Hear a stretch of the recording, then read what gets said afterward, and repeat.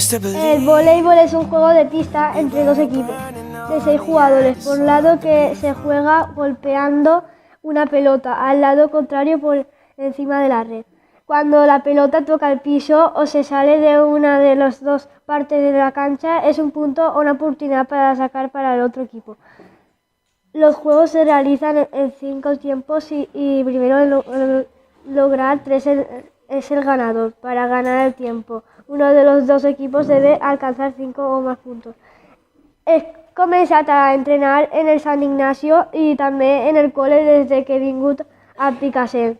M'agrada molt i entré a jugar en un equip quan entré a l'ESO i sempre jugaré a voleibol perquè és un joc que més m'agrada des de sempre.